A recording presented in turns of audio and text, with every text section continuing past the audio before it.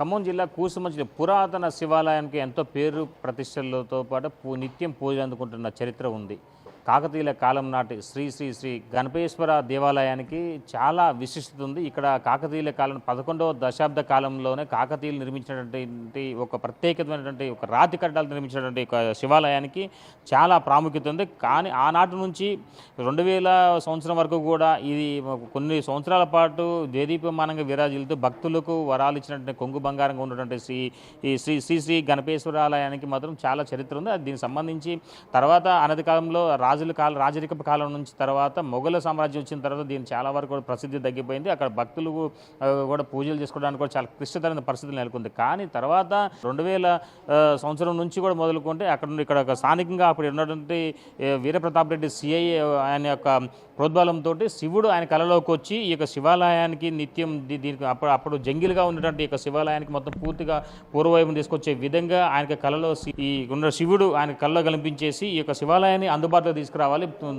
తదనంతరం భక్తులకు నిత్యం పూజలు అందుకోవాలని చెప్పి తెలపడంతో ఆనాటి నుంచి నేటి వరకు దేదీప్యమానంగా ఆ సిఐ యొక్క ప్రోద్బలంతో మొత్తానికైతే మాత్రం ఈ యొక్క శివాలయాన్ని వాడుకలు తీసుకొచ్చి మొత్తానికి దక్షిణ అయోధ్యలోనే ఈ యొక్క శివలింగం భారీ ఎత్తున కూడా ఉంటుంది. ఇక్కడ ఉన్నటువంటి ఈ యొక్క శివాలయం చాలా ప్రతిష్ఠిత ఉంది. ఈ యొక్క శివలింగానికి మొత్తానికైతే దక్షిణ అయోధ్యకి పేరుగాంచినటువంటి ఈ యొక్క శివాలయానికి మాత్రం చాలా పెద్దగా ఉంది. మొత్తానికైతే దీనికి ఎటువైపు చూసి సార్ ఏకశిల శివాలయంగా రూపాంతరం చెందింది. మొత్తానికైతే మాత్రం రాతి కట్టడంతో ఇంటర్లాక్ సిస్టమ్ తోటి తయారు చేసి అంటే అప్పటి కాకతీయులు దీని యొక్క ప్రత్యేకంగా దీన్ని నిర్మాణం చేపట్టారు. ఎలాంటి విపత్తులు వచ్చినా సరే వాటిని అధిగమిస్తూ ఉండే విధంగా ఆనాటి నుంచి నేటి వరకు కూడా చూసుకోవచ్చు, చాలా కట్టడాలు చూసుకోవచ్చు. మనం చాలా వరకు కూడా శివలింగం చాలా వరకు కూడా ఏ దేవాలయం లేనటువంటి విధంగా చాలా వరకు కూడా అంటే ఒకవైపు చూసుకుంటే మాత్రం పెద్దగా ఉండటం పాటు ఎత్తైనటువంటి శివలింగంగా ఉండేది. మరోవైపు చూసుకుంటే మాత్రం లోపల ఆర్కియాలజీ విషయం చూసుకోవచ్చు. చాలా అత్యధిక టెక్నాలజీ తోటి మొత్తానికైతే మాత్రం ఈ యొక్క అంటే ఈ యొక్క ఆలయం చూడడంతో ఒక భక్తి పార్వశంతో ఉండే విధంగా, అదేవిధంగా ఒక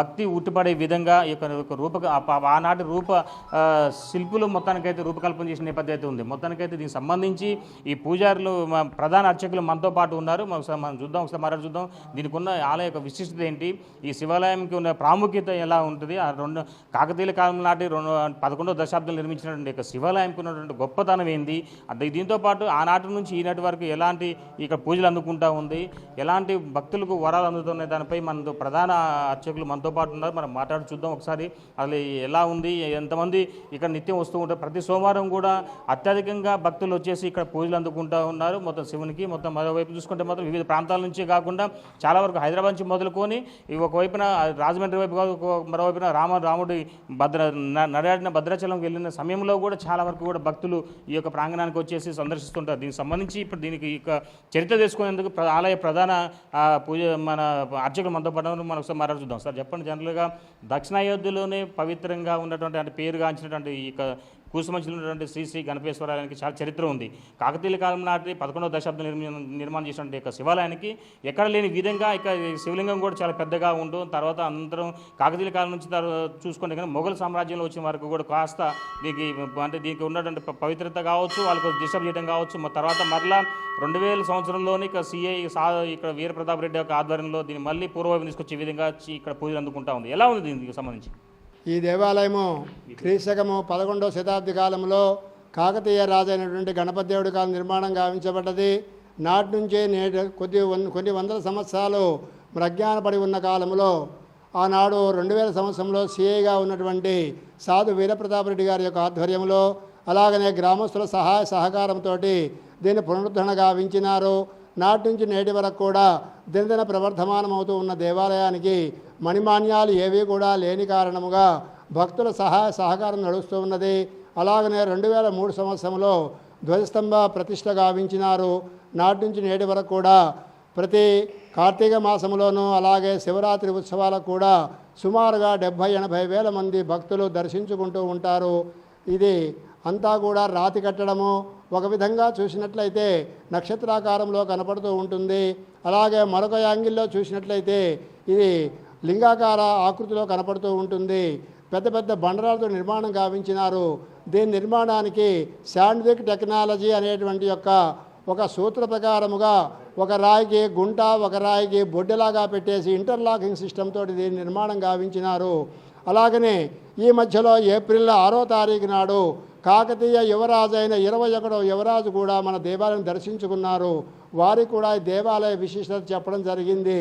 దీన్ని పునరుద్ధరణ గావించడం కోసం నా కృషి చేస్తాను, నాదే కదా గుడి అని చెప్పడం జరిగింది. మీ గుడి కాబట్టి మీరు చేయాలని చెప్పడం జరిగింది. అలాగనే 2005 సంవత్సరంలో మాజీ ముఖ్యమంత్రి అయిన కల్వకుంట్ల చంద్రశేఖరరావు, అలాగనే 11, 12, 13 సంవత్సరాల్లో కల్వకుంట్ల కవితమ్మ, కొన్ని వందల మంది రాజకీయ నాయకులు, కొన్ని వేల మంది అధికారులు, అనధికారులు అందరూ కూడా దర్శనం చేసుకున్నారు. విదేశీ యాత్రికులు కూడా చాలామంది దర్శనం చేసుకున్నారు. అయినప్పటికీ కూడా దీని అభివృద్ధికి నోచుకోలేదు. అంటే గ్రామస్తుల సహకారం కానీ ప్రభుత్వం యొక్క సహాయ సహకారం ఉన్నట్లయితే ఈ గుడి ఎంతో అభివృద్ధి చెందుతుంది. ఇక్కడ ఉన్న శివలింగము ప్రస్తుతము 6 అడుగులు ఉంటుంది. భూమి లోపలికి 6 అడుగులు, మొత్తము 12 అడుగుల ఏకశిల. అలాగనే లావు వచ్చేసి 6 అడుగుల 1 అంగుళం ఉంటుంది. దీనిపైన బ్రహ్మసూత్రం కూడా కలిగి ఉంటుంది. బ్రహ్మసూత్రం ఉన్న శివలింగాన్ని దర్శించుకున్నట్లయితే 1000 సార్లు కాశీపోయినంత పుణ్యము, 1000 గోవులను మేపినంత పుణ్యము, 1000 బ్రాహ్మణ కుటుంబాలను సాధినంత పుణ్యముగా ప్రసిద్ధి గావించబడ్డది. అలాంటి ఈ దేవాలయము అభివృద్ధి కావాలి అంటే ప్రభుత్వం కానివ్వండి, అధికారులు కానివ్వండి, కోటీశ్వర్లు కానివ్వండి, సహాయ సహకారాలు అందించినట్లయితే ఈ దేవాలయం ఎంతో ముందుకు నడుస్తూ ఉంటుంది. అలాగనే ప్రతినిత్యం కూడా సూర్యకిరణాలు లింగాకారం పైన దర్శనమిస్తూ ఉంటవి. అలాగనే తూర్పు భాగంలోనూ, దక్షిణం వైపున, ఉత్తరం వైపున కూడా మెట్ల నిర్మాణం గావించినారు. ఆ మెట్లు కూడా పెద్ద పెద్ద బండరాలతో నిర్మాణం గావించినారు. వాటిని కూడా ఇంటర్లాకింగ్ సిస్టమ్ ద్వారా, అంటే ఏదైనా ఒక రాయి తీయాలంటే పైనుంచి మొత్తం తీసుకుంటూ వస్తేనే వస్తుంది, కానీ లేకపోతే ఓపెన్ కాదు. అలాంటి దేవాలయము మరి అజ్ఞానపడకుండా చూడాల్సిన బాధ్యత ప్రతి పౌరుడి పైన ఉన్నది. ఎందుకంటే మన హిందూ దేశం కాబట్టి దేవాలయాలు అభివృద్ధి చెందడానికి ప్రతి ఒక్కరి బాధ్యత. 10 ఏళ్ల పిల్లవాడి దగ్గర నుంచి 100 ఏళ్ల ముసలివాడి వరకు కూడా ప్రతి ఒక్కళ్ళ బాధ్యత. ఇది మొఘల్ సామ్రాజ్య కాలంలో కొంచెము ధ్వంసమైంది. అయినప్పటికీ కూడా ఆ శివుని యొక్క అనుగ్రహం వలన నందీశ్వరుడు, మిగతా విగ్రహాలే కానీ శివలింగానికి ఎలాంటి మచ్చు కూడా రాకుండా ఉన్నది. కాకతీయుల కళా విపంచ కృపామంచి అనే నానుడితోటి ఈ కూసుమంచికి పేరు ఉన్నది. ఏ భక్తుడు ఏ కోరికైతే కోరతాడో ఆ కోరిక తప్పనిసరిగా నెరవేర్చేటువంటి మహాభోళా శంకరుడు మా పరమేశ్వరుడు. ఇక్కడ ఉన్నటువంటి ప్రధానంగా చూసుకుంటే చాలా వరకు కూడా గతంలో దీనికి 30 లక్షలు పెట్టి కూడా ఆలయ అభివృద్ధి కోసం ఆర్కేయాలజీ ఆధ్వర్యంలో కూడా కొన్ని పురాతన కట్టడాలకు సంబంధించి పరిశోధన జరిపారు. తర్వాత మరలా దీన్ని రీమోడలింగ్ చేసేందుకు కూడా ముందుకు వచ్చిన నేపథ్యం ఉంది. ఆ టైం నుంచి ఈ టైం వరకు ఎలా ఉంది? చందన అనేటువంటి ఆమె మన శివాలయానికి వచ్చింది. ఆమెకు ఈ గుడి యొక్క విశిష్టత చెప్పడంతో ఆమె వెళ్ళి మన గుడికి ఒక 25 lakhs శాంక్షన్ చేసి ఈ గుడి కింద ఉన్నటువంటి డిస్మెట్లైన రాళ్లను మళ్ళా పునరుద్ధరణ గావించి మంచిగా ఏర్పాటు చేశారు. అలాగనే పక్కన ఉన్న ముక్కుటేశ్వరాలయాన్ని కూడా డెవలప్ చేయడం జరిగింది. దీనికి ఆర్థిక స్తోమత ఏదీ లేదు. పూర్వకాలంలో 97 ఎకరాల 3 కుంటలు దీనికి, పక్కన ఉన్నదానికి 14 ఎకరాల 30 కుంటలు దానికి ఉండటం వలన అవన్నీ అన్యాక్రాంతం చెందినవి.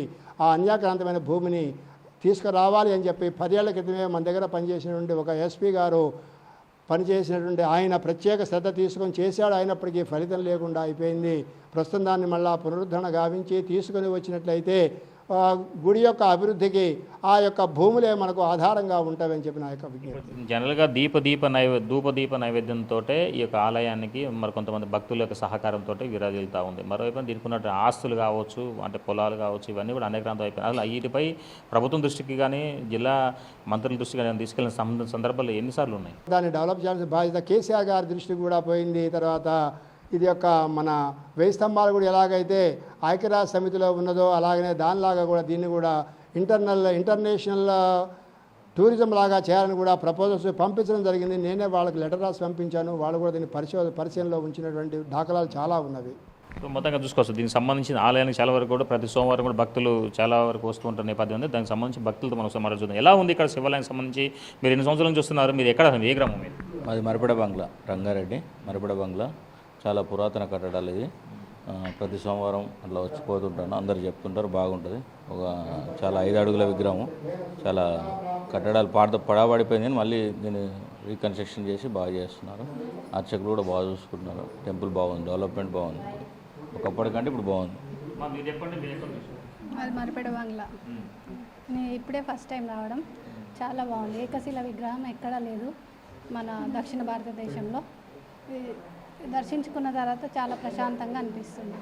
శ్రీ శ్రీ గణపేశ్వర ఆలయానికి మాత్రం భక్తుల తాకిడి ప్రతి సోమవారం ఎక్కువ ఉంటుంది. ఇతర ప్రాంతాల నుంచి ఒక కుసుమంచే కాదు, జిల్లాలతో పాటు ఇతర జిల్లాల నుంచి, అదేవిధంగా హైదరాబాద్ నుంచి చాలా వరకు టూరిజం కావచ్చు, కొంత భక్తులు కూడా ఆధ్యాత్మికంగా రామాలయంకి వెళ్ళే సమయంలో భద్రాచలం వెళ్తున్న తరుణం ఆ మధ్యలో ఇటు నుంచి పోయేటప్పుడే ముందే ఇక శివాలయంకి వచ్చేసి ఇక శివుని దర్శనానంతరం తర్వాత రామవారి దర్శనానికి వెళ్ళే ఒక ఆచారం కూడా వాళ్ళు పాటిస్తున్న నేపథ్యం ఉంది. మరోవైపు చూసుకుంటే మాత్రం ఇక శివాలయానికి చాలా చరిత్ర ఉంది. ఈ చరిత్రకు సంబంధించి ఇక్కడ ఉన్నటువంటి ప్రభుత్వం కావచ్చు, ఆలయ అధికారులు కావచ్చు, పూర్తి స్థాయిలో దీనిపై దృష్టి సారిస్తే కనుక ఆలయం కింద ఉన్నటువంటి ఆలయంకి సంబంధించినటువంటి భూములు మొత్తం అనేకరాంత వైపు ఆ భూములన్నిటిని కూడా పూర్తిగా మళ్ళీ పూర్వవైపు తీసుకొస్తే ఇక ఆలయానికి అప్పచెప్తే కనుక మళ్ళీ ఈ యొక్క ఆలయం ఆధ్యాత్మికంతో పాటుగా ఇంకా అభివృద్ధి చెందిద్దని చెప్పి ఆశాభావం వ్యక్తం చేసిన ప్రధాన పూజారి. ఇది కొంత చెప్పచ్చు. సంపత్తో భాస్కర్, బిగ్ టీవీ, కుసుమంచి.